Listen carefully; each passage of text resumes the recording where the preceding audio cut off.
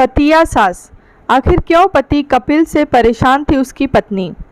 कविता ने टाइम देखा, घड़ी को 6 बजते देख चौंक गई। कपिल ऑफिस से आते ही होंगे, किटी पार्टी तो खत्म हो गई थी, पर सब अभी भी गप्पे मार रही थीं, किसी को घर जाने की जल्दी नहीं थी। कविता ने अपना पर्स संभालते हुए कहा, मैं चलती हूँ, 6 बज गए हैं। नीरा ने आंखें तरेरी, तुझे क्या जल्दी है, मियाँ बीवी अकेले हो, मुझे देखो, अभी जाऊंगी तो सास का मुंह बना होगा, यह सोचकर अपना यह आनंद तो नहीं छोड़ सकती ना। अंजलि ने कहा, और क्या कविता, तुझे क्या जल्दी है, हम कौन सा रोज रोज मिलते हैं। हाँ, पर कपिल आने वाले होंगे तो क्या हुआ, पति है, सास नहीं।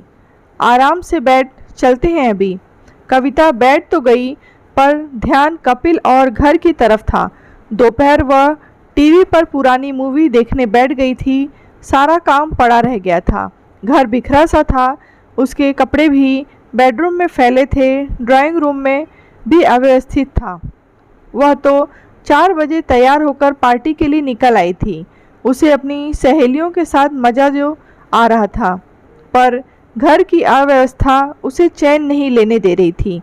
वह बैठ नहीं पाई, उठ गई, बोली, चलती हूँ यार, घर पर थोड़ा काम है। हाँ, तो जाकर देख लेना कौन सी तेरी सास है घर पर, आराम से कर लेना। सीमा झुलझुलाई, ऐसे डर रही है जैसे सास हो घर पर। कविता मुस्कुराती हुई बोली, सबको बाय बाय कहकर निकल आई। घर कुछ ही दूरी पर था, सोचा कि आज शाम की सैर भी नहीं हो पाई, हैवी खाया है, थोड़ा पैदल चलती हूँ, चलना भी तो हो जाएगा। फिर वह थोड़े तेज कदमों से घर की तरफ बढ़ गई। सहेलियों की बात याद कर मन ही मन मुस्कुरा दी कि कह रही थी कि सास थोड़ी ही है घर पर, उन्हें क्या बताऊं, चचिया सास, ददिया सास तो सब ने सुनी होगी, पता नहीं पतिया सास किसी ने सुनी भी है या नहीं।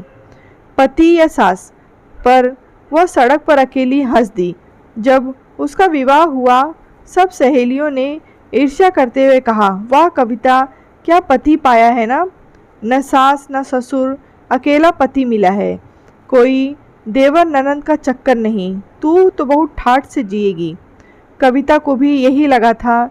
खुद पर इतराती कपिल से विवाह के बाद वह दिल्ली से मुंबई आ गई। कपिल ने अकेले जीवन जिया, वह उसे इतना प्यार देगी कि वे अपना सारा अकेलापन भूल जाएंगे। बस वह होगी, कपिल होंगे, क्या लाइफ होगी। कपिल जब 3 साल के थे तभी उनके माता पिता का देहांत हो गया था। कपिल को उनके मामा मामी ने ही दिल्ली में पाला पोसा था। नौकरी मिलते ही कपिल मुंबई आ गए थे। खूब रंगीन सपने संजोए कविता ने घर गृहस्थी संभाली तो 1 महीने में ही उसे महसूस हो गया कि कपिल को हर बात हर चीज़ अपने हिसाब से करने की आदत है। हमेशा अकेले ही सब मैनेज करने वाले कपिल को एक एक चीज़ अपनी जगह साफ सुथरी और व्यवस्थित चाहिए होती थी।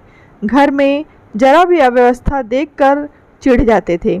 कविता को प्यार बहुत करते थे, पर बात बात में उनको टोका टाकी से कविता को समझ आ गया कि सास ससुर भले ही नहीं है, पर उसके जीवन में कपिल ही एक सास की भूमिका अदा करेंगे, और उसने अपने मन में कपिल को नाम दे दिया था पतिया सास।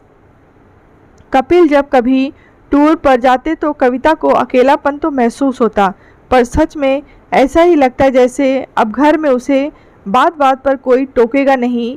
वह अंदाज़ा लगाती सहेलियों को सास के कहीं जाने पर ऐसा ही लगता होगा।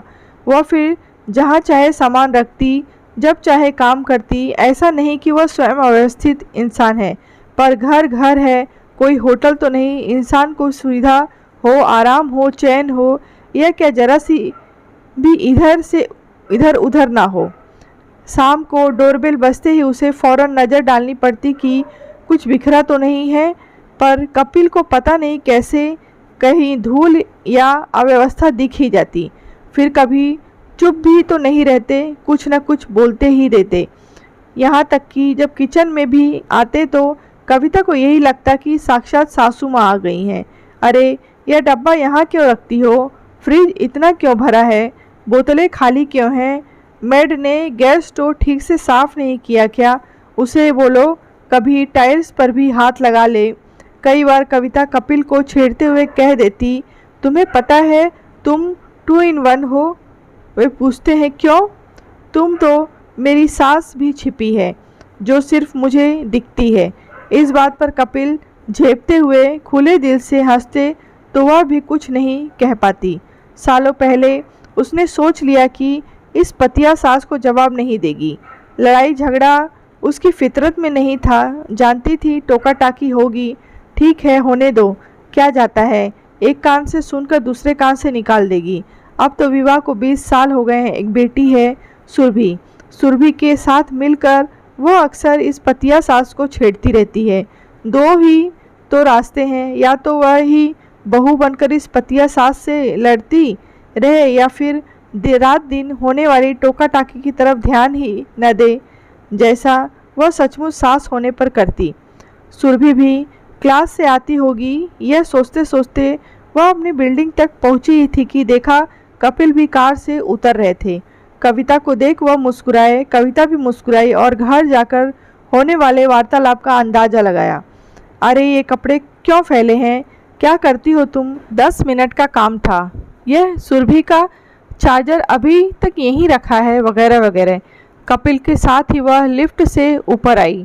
घर का दरवाज़ा खोल ही रही थी कि कपिल ने कहा, कविता कल मेड से दरवाज़ा साफ करवा लेना, काफ़ी धूल जमी है दरवाजे पर। अच्छा, कहकर कविता ने मन ही मन कहा कि आ गई पतिया सास। कविता सावधान।